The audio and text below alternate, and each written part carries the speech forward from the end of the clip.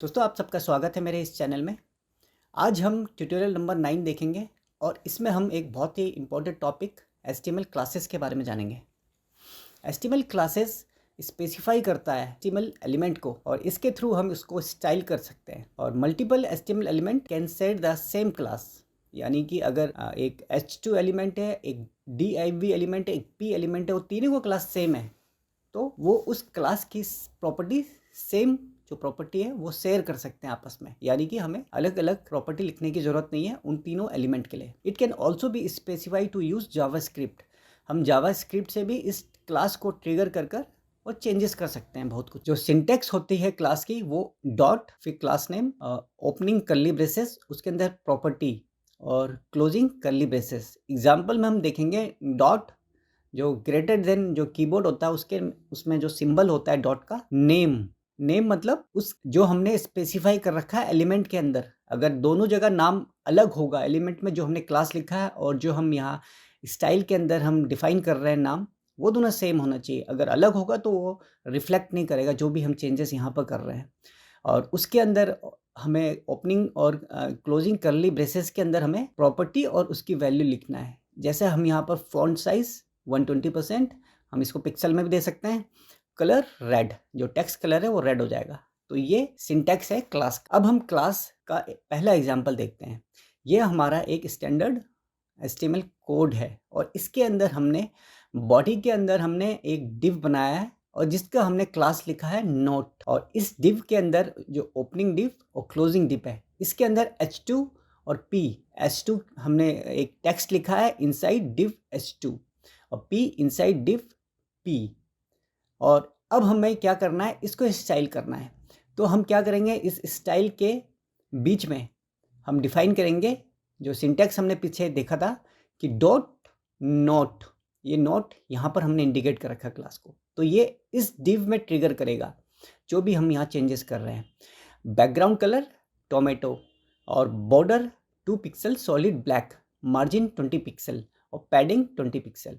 तो ये जो स्ट्राइक करेगा, जितने भी ये स्टाइल की प्रॉपर्टी है वो इस डिव में स्ट्राइक करेगा और इस डिव के अंदर H2 भी है और P भी है, तो ये दोनों उसमें इस रिफ्लेक्ट होगा, ये जो हमने स्टाइलिंग कर रखी है यहाँ पर। आइए अब हम इसे कॉपी करते हैं अपने नोटपैड में और इसका आउटपुट देखते हैं ब्राउज़र में क्या आता है। ये स्टैंडर्ड HTML का कोडिंग है और हमने इस बॉडी के बीच में जो भी हमने कोड लिखा हुआ है लिखना है। अभी हम विदाउट स्टाइलिंग कर रहे हैं, यानी हमने स्टाइलिंग के बीच में कुछ नहीं लिखना है। तो इसको हम नॉर्मल देखते हैं कैसा है।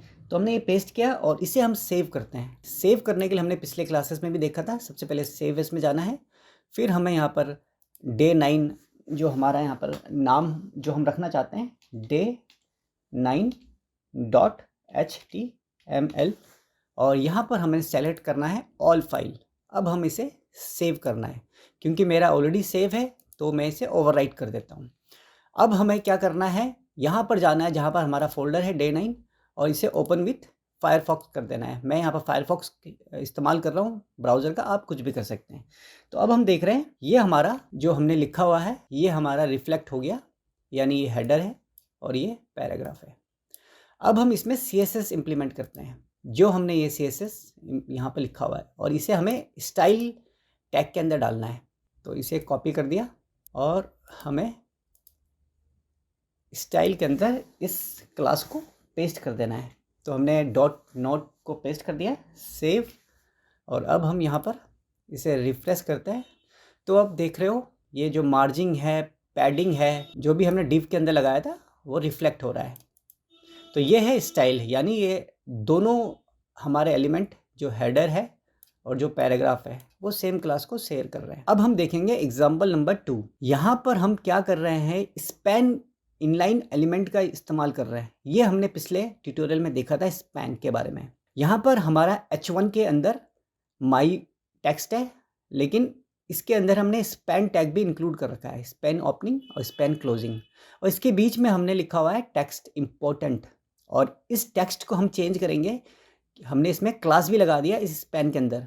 तो जो भी ये क्लास है नोट, यहाँ पर डॉट नोट है, इसको हमने फॉन्ट साइज 120 दे दिया है, कलर रेड दे दिया है। तो जो भी चेंजेस होंगे इस क्लास में होंगे, यानी जो भी स्पैन के अंदर क्लास है, सेम क्लास है नोट, और उसके अंदर जो वर्ड है इम्पॉर्टेंट, जो भी चेंज होंगे इस वर्ड में होंगे, बाकी माई और हेडिंग इसमें कोई चेंजेस नहीं होंगे। और पी में भी हमने दिस इज सम, ये जो टेक्स्ट है इसमें कोई चेंजेस नहीं होंगे, और जो चेंजेस होगा इस पैन के अंदर होगा, यानी इम्पोर्टेंट जो वर्ड है उसके अंदर होगा, और टेक्स्ट में भी कोई चेंजेस नहीं होगा।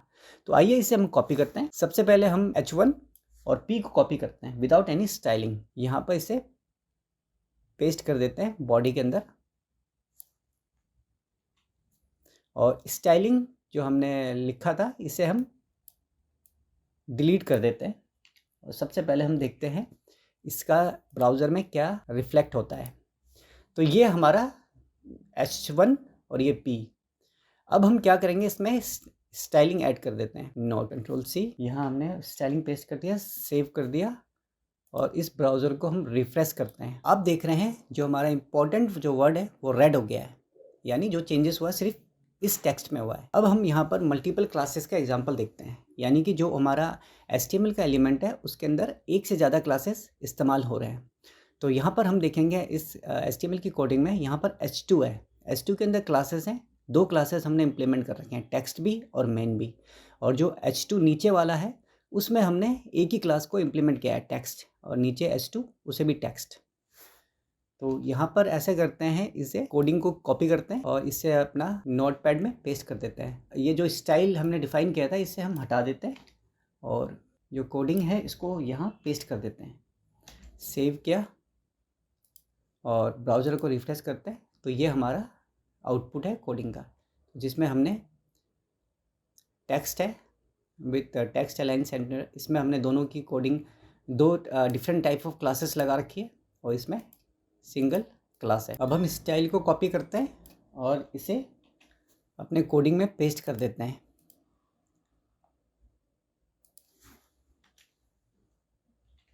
और इसे सेव किया। अब हम इसे रिफ्रेश करते हैं ब्राउज़र को। तो अब आप देख रहे हैं कि ये जो H2 है पहला वाला, ये आपका सेंटर में भी है, और ये कलर भी इसका चेंज हो गया है। लेकिन जो सेकंड H2 है इसका सिर्फ कलर चेंज हुआ है, टेक्स्ट कोई सेंटर में नहीं आया है। सेम थर्ड के लिए भी है। तो अब हम कोडिंग में जाकर देखते हैं जो हमने कोडिंग लिखा है स्टाइलिंग।